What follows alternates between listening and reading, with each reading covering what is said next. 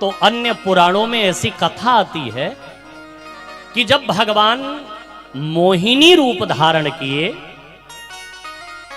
भगवान नारायण जब मोहिनी बने, तो भगवान के उस मोहिनी रूप को देख करके समस्त देवता मोहित हो गए। साधारण की कौन कहे, देवता भी मोहित हो गए। चंद्र जी, वरुण जी, जितने जी थे सब मोहित हो गए। कोई उन मोहिनी को देख करके यही सोचता, काश अगर ये हमारी पत्नी होती तो कितना अच्छा था। कोई ये चाह रहा था ये हमारी प्रेयसी होती तो कितना अच्छा था। कोई ये चाह रहा था ये हमारी अर्धांगिनी होती तो कितना अच्छा था। कोई ये चाह रहा था ये हमारी सहगामिनी होती तो कितना अच्छा था। कोई ये चाह रहा था ये हमारी भार्या होती तो कितना अच्छा था। लेकिन उस भीड़ में महाराज एक ऐसे देवता थे जो मोहिनी भगवान को अपना तो बनाना चाह रहे थे, लेकिन न अर्धांगिनी, न प्रेमिका, न पत्नी, न प्रेयसी, लेकिन उनको अपना बनाना चाह रहे थे। कैसे? वो चाह रहे थे कि ये दिव्य छटा काश अगर मेरी बेटी होती तो कितना अच्छा था, ये मेरी पुत्री होती तो कितना अच्छा था। और वो देवता कौन थे जानते हैं आप? वो कौन थे पता है कि नहीं आपको? वो भैया कोई और नहीं, वो साक्षात सूर्य नारायण थे। सूर्य नारायण ने मन ही मन प्रार्थना किया कि प्रभु आप इसी रूप में मेरी पुत्री बन करके आ जाएं तो मैं अपने आप को अति सौभाग्यशाली समझूंगा। भगवान ने कहा कि देखो भैया, बेटा बन करके इस धरा पर तो कई बार आया, लेकिन बेटी बन करके बड़ा कठिन है। बेटी बनना बड़ा कठिन है। सूर्य नारायण ने कहा, पहले सूर्य देवता ही उनको कहा जाता था, लेकिन जब उन्होंने नारायण को ऐसे चाहा तो नारायण ने उनके साथ अपना नाम जोड़ दिया। चंद्र नारायण नहीं कहा जाता, वरुण नारायण ऐसा नहीं कहा जाता, केवल एक नाम ऐसा है, किनका? सूर्य नारायण। क्यों? जब मोहिनी नारायण जब मोहिनी बने तो उन्होंने नारायण भगवान से, मोहिनी भगवान से कहा कि काश अगर आप मेरे घर मेरी पुत्री बन करके आ जाएं तो मैं अपने आप को अति सौभाग्यशाली समझूंगा। भगवान ने कहा कि भैया वैसे पुत्री बनना कठिन तो बहुत है, लेकिन आपने अगर कल्पना की है, चाहा है, मुझसे मांगा है, तो मैं आपको वरदान देता हूं कि मैं आपके घर पुत्री बन करके आऊंगा। लेकिन उसके लिए आपको तपस्या करनी पड़ेगी, ऐसे नहीं आऊंगा। सूर्य नारायण ने कहा कि ठीक है, मैं तपस्या करूंगा, मैं तप करूंगा। तो वही सूर्य नारायण वृषभान बन गए और उन्होंने घोर तपस्या किया। और जब वो उनकी तपस्या से भी मोहिनी उनके घर पुत्री बन करके नहीं आए, तो उन्होंने ब्रह्मा जी से निवेदन किया। ब्रह्मा जी से कहा कि प्रभु एक बार आप जरा भगवान नारायण से मेरे विषय में बात करेंगे? बोले क्या? बोले एक बार आप उनसे कहेंगे कि उन्होंने जो वचन मुझे दिया था, क्या वो दिया हुआ अपना वचन भूल गए क्या? ब्रह्मा जी ने कहा ठीक है। तो ब्रह्मा जी ने जैसे जाकर के भगवान नारायण से कहा कि प्रभु आपने वृषभान जी को, सूर्य नारायण को कोई वचन दिया था, क्या आप उसको भूल गए क्या? ब्रह्मा जी ने जैसे कहा तो भगवान नारायण ने कहा कि भैया मैं अपना दिया हुआ वचन कभी नहीं भूलता हूं। मैंने जो वादा किया है, मैंने जो प्रॉमिस किया है, मैं वो अपना प्रॉमिस कभी नहीं भूलता हूं। दिया हुआ वचन कभी नहीं भूलता हूं। हाँ ना, मुझे याद है।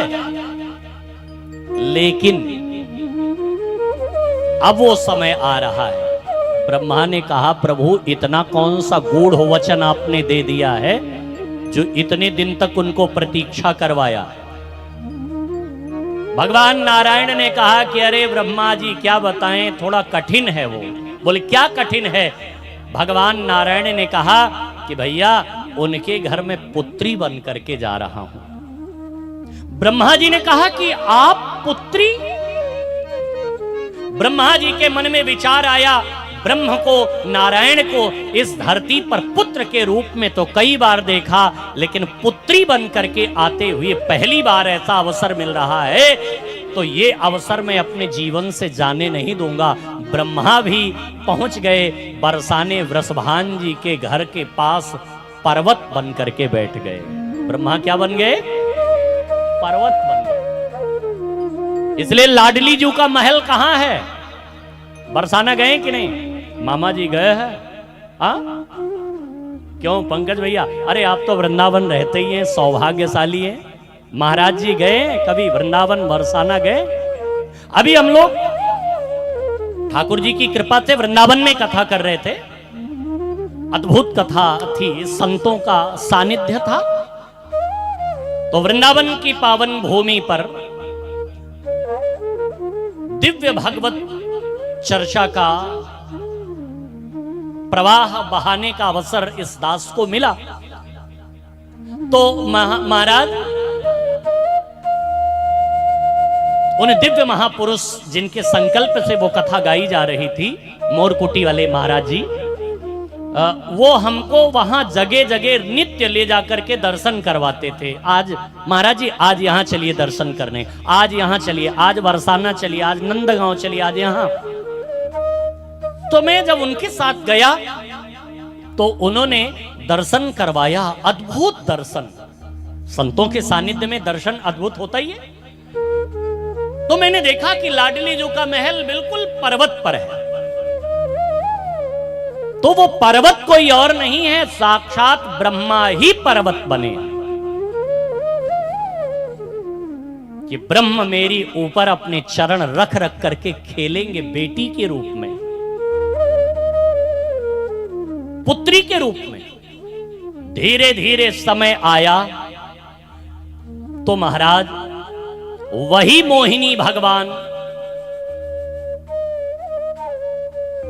वृषभान जी के यहां कीर्ति मैया के गर्भ से प्रकट हुए राधा रूप में। महाराज वही नारायण जो मोहिनी रूप धारण किए थे, वही मोहिनी राधा बन गई। वृषभान जी ने हाथ जोड़ करके मोहिनी से ये भी प्रार्थना की थी कि प्रभु आपको देख करके जब ब्रह्मा का जब बड़े बड़े देवता कामातुर हो गए और आप मेरे घर में पुत्री बन करके आएंगे और कोई आपको गलत दृष्टि से देखेगा तो मेरे ऊपर क्या बीतेगी। प्रभु एक विनती और आपसे करना चाहते हैं। बोले क्या? एक निवेदन और आपके श्री चरण में करना चाहते हैं कि रूप की कौन कहे, आप जब मेरे घर पधारें तो उस समय आपका जो नाम हो, उस नाम को अगर कोई ले ले तो काम उसके आसपास न फटके। तो प्रभु मुझे यह भी वरदान दीजिए। मोहिनी भगवान ने कहा कि सूर्य नारायण उस समय में आऊंगा तो रूप हमारा यही होगा, मोहिनी का, क्योंकि तुमने इसी रूप को मांगा। रूप तो मेरा मोहिनी का ही होगा कि मेरे जैसा सुंदर इस दुनिया में कोई नहीं होगा, लेकिन नाम होगा राधा। और रूप की कौन कहे। अगर उस समय मेरा कोई नाम भी राधा राधा राधा राधा जप लेगा और उसके मन में अगर कोई विकृति विकार आ रहा होगा तो वो भी उससे दूर हो जाएगा। प्यारे, रूप की जाने दो, नाम की बात मैं कर रहा हूं। इसलिए अगर आपके मन में कुछ गलत विचार आ रहा हो, मन ज्यादा इधर उधर भटक रहा हो, तो महाराज थोड़ा उठाइए अपनी माला और जप करना प्रारंभ कीजिए। राधा राधा राधा राधा राधा राधा राधा राधा राधा राधा राधा राधा। और भैया वो नाम का सहारा यदि आप लिए तो मैं कहता हूं ये कलिकाल की धारा से निकल करके आप राधा नाम की धारा में बह जाओगे। प्यारे, ये कलिकाल का दोष आपके ऊपर नहीं आ पाएगा। ये है राधा नाम की महिमा।